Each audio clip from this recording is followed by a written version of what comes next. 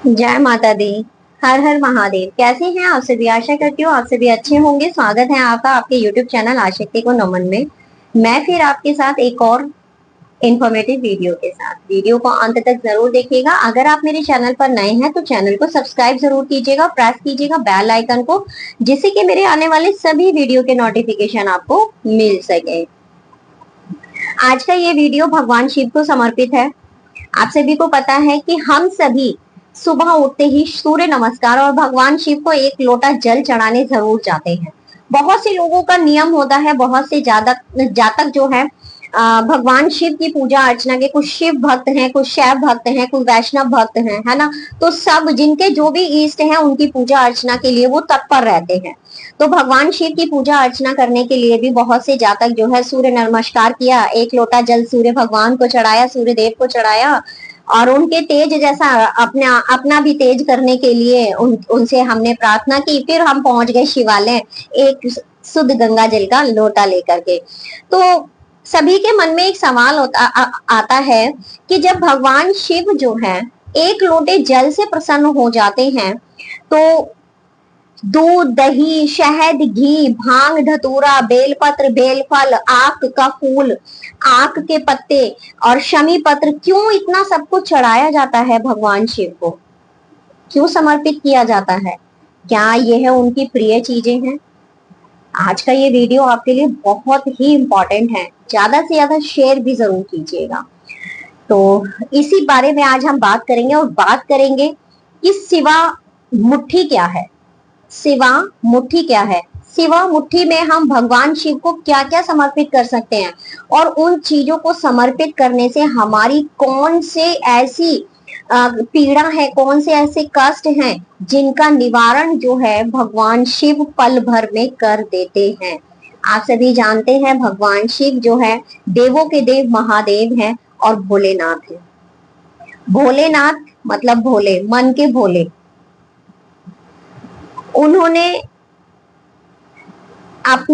पता था कि भस्मासुर को जब उन्होंने आशीर्वाद दिया था तो उन्हें पता था कि ये मेरे लिए घातक सिद्ध हो सकता है, क्योंकि वो तो ज्ञाता है।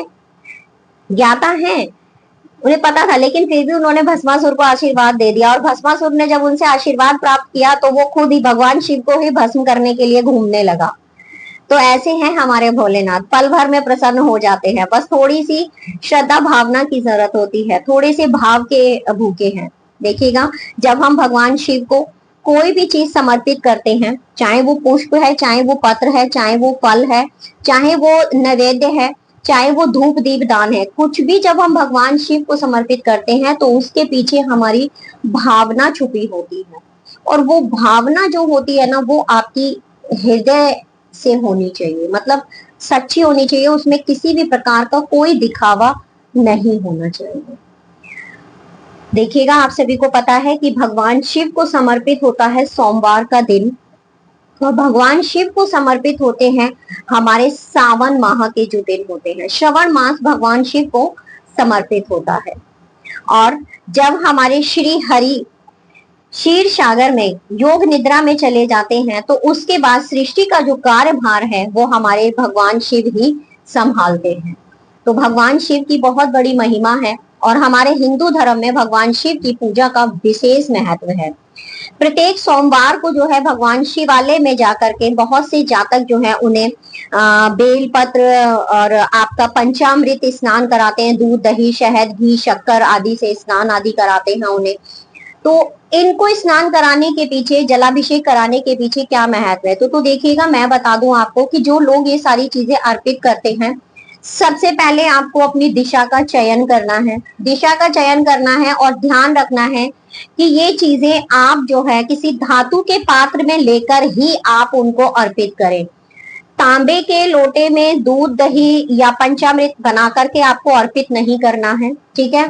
जो भी चीज आप अर्पित कर रहे हैं, उनका अभिषेक कर रहे हैं, वो आपका जो है धातु का हो। तांबे के पात्र से केवल और केवल आपको शुद्ध गंगा जल ही उनको अर्पित करना है। दूध और जल अर्पित करके आपको उन्हें अर्पित नहीं करना है, मिक्स करके उन्हें अर्पित नहीं करना है। पीतल के लोटे से या चांदी के किसी बर्तन से आप जो है ये चीजें अर्पित कीजिएगा। या फिर श्रृंगी आती है जिससे अभिषेक किया जाता है, उसके माध्यम से आप अभिषेक कीजिएगा।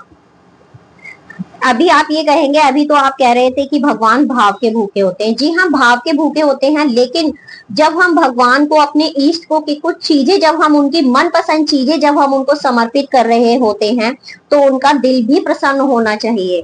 ठीक है, जैसे कि हमारे घर में जब कोई रिश्तेदार आता है, अगर हम उनका प्रिय पसंद, जब हम भोग उसको समर्पित करते हैं, उस भोग को, उस खाने को जब हम उसके आगे रखते हैं तो उसमें से सुगंधित खुशबू आनी चाहिए और आपका प्रेम भी उस भोजन के साथ झलकना चाहिए, जिससे कि जब वो उसकी आत्मा तृप्त हो तो वो आपको ऐसा आशीर्वाद जो हमेशा फलीभूत हो। तो ऐसा ही हमारे ईष्ट के प्रति होता है।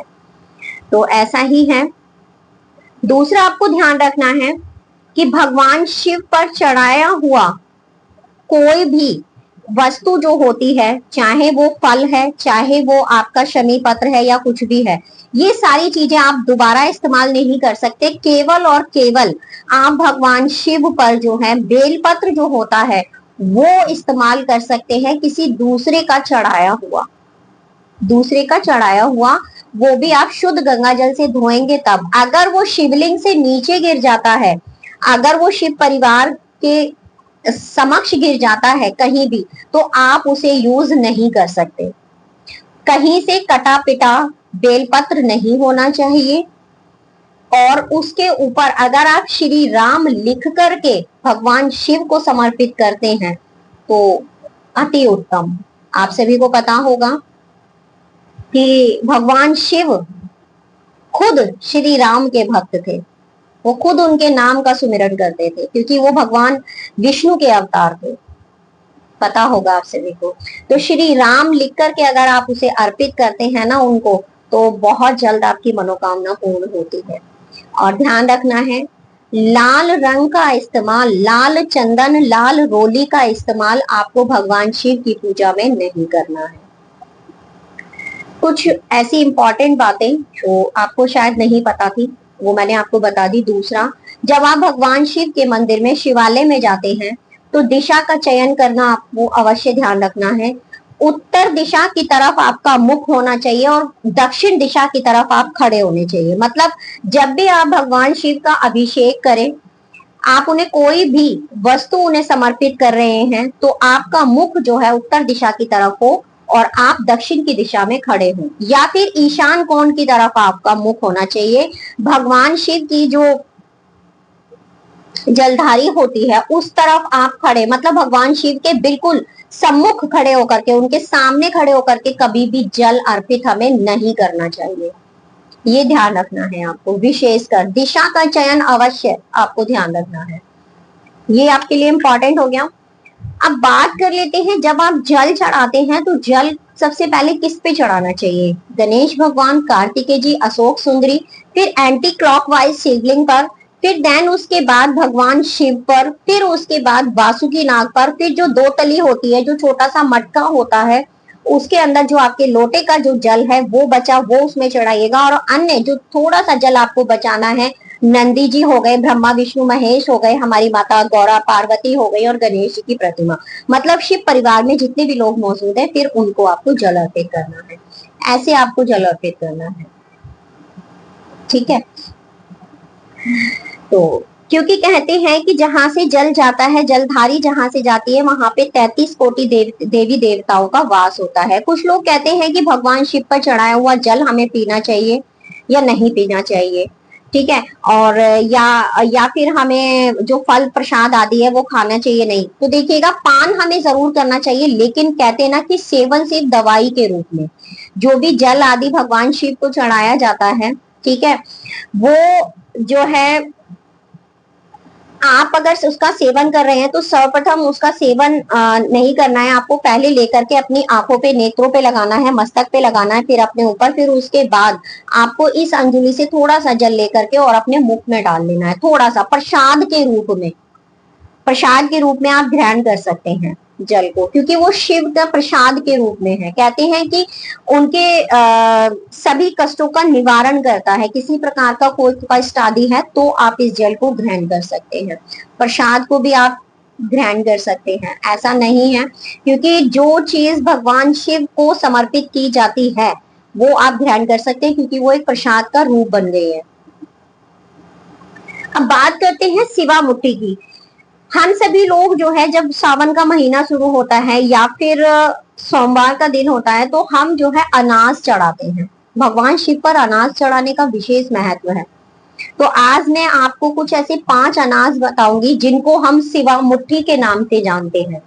सिवा मुट्ठी कहते हैं मतलब एक मुट्ठी, शिवा के ऊपर एक मुट्ठी किसी भी अनाज को आपने अर्पित कर दिया, और आपके जैसे ही आपकी वो मुट्ठी खुली और अनाज भगवान शिव पर गिरा और उनकी कृपा आपके ऊपर आ गई। ऐसा जादू होता है शिवा मुट्ठी अनाज में। तो देखिएगा, सबसे पहले हम बात कर लेते हैं अरहर की दाल की। अरहर की दाल जो होती है, पीली अरहर की दाल, कहीं से घुनी ना हो, टूटी फूटी चटकी ना हो, ठीक है। अरहर की दाल, पीले रंग की जो अरहर की दाल जिसे हम तूर दाल बोलते हैं, उसे भगवान शिव को आपको अर्पित करनी है। उसकी मात्रा 1 मुट्ठी होनी चाहिए। 1 मुट्ठी, 1 मुट्ठी आपको अरहर की दाल भगवान शिवलिंग के ऊपर आपको अर्पित करनी है। इससे आपके घर में धन की बरकत होगी, सुख समृद्धि आएगी आपको, और आपका जो बुध ग्रह है ना, वो भी आपका मजबूत होगा। जिसका बुध ग्रह मजबूत नहीं है, किसी भी प्रकार की कोई दिक्कत परेशानी चल रही है, तो वो भी आपका इससे मजबूत होगा। दूसरा, आपकी नौकरी में किसी भी प्रकार की कोई बाधा आ रही है ना, तो वो भी आपकी कंप्लीट होगी। और ऐसा आप है ना 5 सोमवार करके देखिएगा, सिर्फ 5 सोमवार, ज्यादा नहीं, 5 सोमवार। और फिर आप मुझे मेरे कमेंट सेक्शन में, मेरे वीडियो के कमेंट सेक्शन में आपके बताइएगा कि जो जो चीजें मैंने आपको बताई, ऐसा करने से क्या आपको फल मिला या नहीं मिला। उसके बाद बात कर लेते हैं हम गेहूं की। भगवान शिव पर गेहूं, गेहूं को कनक के समान, सोने के समान माना गया है। चने की दाल और गेहूं, चने की दाल और गेहूं को जो है सोने के समान माना गया है। तो गेहूं चढ़ाने से आपको सारे सांसारिक सुखों की प्राप्ति होती है, लेकिन वो भी 1 मुट्ठी होना चाहिए। टूटा हुआ गेहूं नहीं होना चाहिए, ठीक है। साबुत गेहूं होना चाहिए, कहीं से घुना हुआ, कीड़े लगा हुआ कोई भी अगर अन्न आप भगवान शिव को समर्पित कर रहे हैं तो उसमें कीड़े लगे ना हो, टूटा फूटा ना हो, कहीं से घुना हुआ ना हो, साफ शुद्ध आपको ध्यान रखना है। और हल्का सा गंगा जल के छींटे अपने घर से लगा करके शुद्ध करके आपको लेके जाना है, और 1 मुट्ठी भर के आपको, और फिर भगवान शिव को आपको समर्पित करना है। सांसारिक सुखों की प्राप्ति होती है। माँ अन्नपूर्णा का वास आपके घर में हमेशा रहता है। दूसरा, विवाह में, किसी के भी विवाह में किसी प्रकार की कोई बाधा आ रही होती है ना, वो बाधा दूर होती है। और देखिएगा, जो गेहूं का जो समर्पण है ना भगवान शिव को, वो वैवाहिक दंपति को तो जरूर करना चाहिए। मतलब जो स्त्री पुरुष हैं और विवाह के बंधन में बंधे हुए हैं वो लोग, उनको गेहूं जरूर समर्पित करने चाहिए। अब बात कर लेते हैं काले तिल की। भगवान शिव को काले तिल 1 मुट्ठी, कुछ लोग क्या करते हैं कि तांबे के लोटे में थोड़ा सा, मैंने देखा है कि काले तिल डाल लिए, गंगा जल डाल लिया, जल डाल लिया, ये 3 चीज डाल करके और उसी में फूल डाल लेते हैं। तो देखिएगा, मैं आपको बता दूं कि किसी भी देवी देवता को जो है जल में डाल करके फूल अर्पित नहीं किए जाते हैं, क्योंकि वो जल देवता को पहले ही समर्पित हो जाते हैं। तो इसीलिए किसी भी देवी देवता को फूल और पत्ती, फूल और पत्ती कभी भी धोकर नहीं चढ़ाई जाती हैं। जो देवतुल्य वृक्ष होते हैं उनकी पत्तियां खुद अपने आप में शुद्ध होती हैं। जैसे पीपल की पत्ती हो गई, आपकी तुलसी की पत्ती हो गई, बड़ की पत्ती हो गई। बड़ वृक्ष जो है, कुछ ऐसे वृक्ष हैं जो देवतुल्य माने जाते हैं, जिनके वृक्ष, जिनके फूल जो है हम सीधा डाली से उतार करके और सीधा हम श्री हरि के किसी भी देवी देवता के चरणों में चढ़ा देते हैं। लेकिन हमें कभी भी डाली से टूटा हुआ कोई भी फल या पत्ती और या फूल हमें भगवान को कभी भी धोकर नहीं चढ़ाना चाहिए। इस चीज का आपको विशेषकर ध्यान रखना है, क्योंकि वो जल देवता को पहले ही समर्पित हो गया। तो जल के अंदर कभी भी फूल डालकर भगवान शिव को या किसी भी अन्य देवी देवता को ना चढ़ाएं। सूर्य भगवान को भी मैंने देखा है, कुछ लोग लोटे में जल डाल लेते हैं और उसी में फूल डाल लिया और उसी में थोड़ा सा सिंदूर डाल लिया, गुड़ डाल लिया और अर्पित कर दिया। तो देखिएगा सारी चीज डालिएगा आप जल में, लेकिन फूल मत डालिएगा। फूल आप पहले अर्पित कीजिएगा या फिर आप बाद में अर्पित कीजिएगा, ये आपको करना है। तो काले तिल आपको 1 मुट्ठी चढ़ाने हैं। आप सभी को पता है कि काले तिल से जो पितृ दोष होता है हमारे घर में या हमारी कुंडली में, कहीं भी किसी भी तरीके से पितरों का आशीर्वाद हमें प्राप्त होता है। पितृ दोष की जो संकट हमारे ऊपर चल रहा होता है तो उसका निवारण होता है, धीरे धीरे वो घटने लगता है। और जो राहु का जो दुष्प्रभाव होता है काले तिल चढ़ाने से भगवान शिव को, वो भी कम होता है। बात कर लेते हैं अक्षत की, चावल। जी हाँ, चावल की। चावल टूटे हुए नहीं होने चाहिए। इससे क्या होता है, आर्थिक तंगी जो होती है, जो हमारी इकोनॉमिकल जो परेशानियां होती हैं, फाइनेंशियल जो परेशानियां होती हैं वो दूर होती हैं।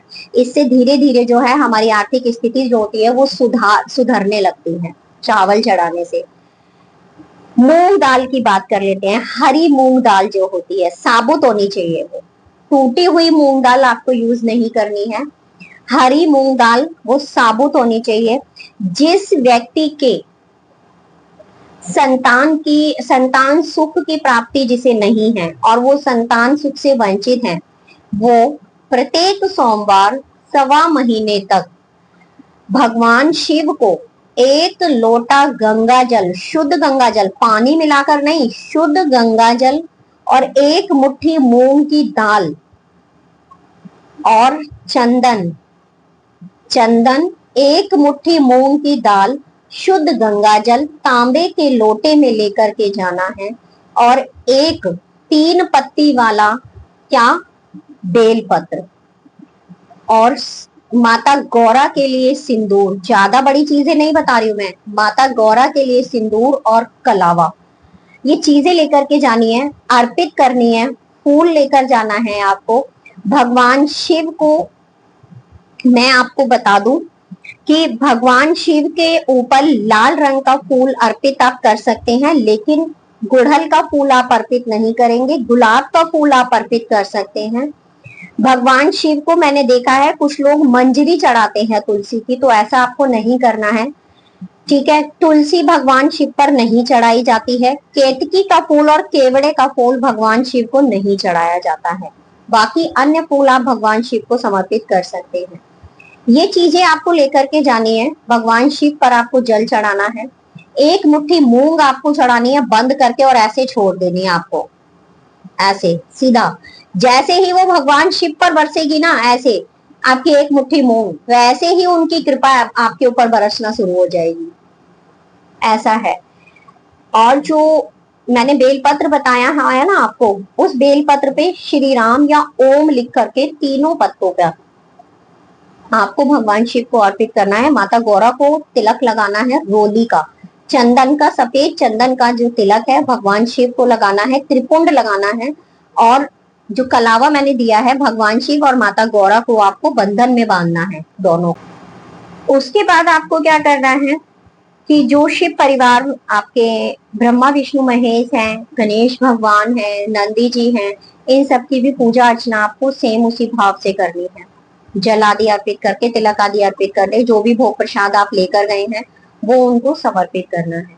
भगवान शिव को भोग में आपको क्या लेकर के जाना है, ये मूंग की दाल का उपाय बता रही हूँ मैं आपको।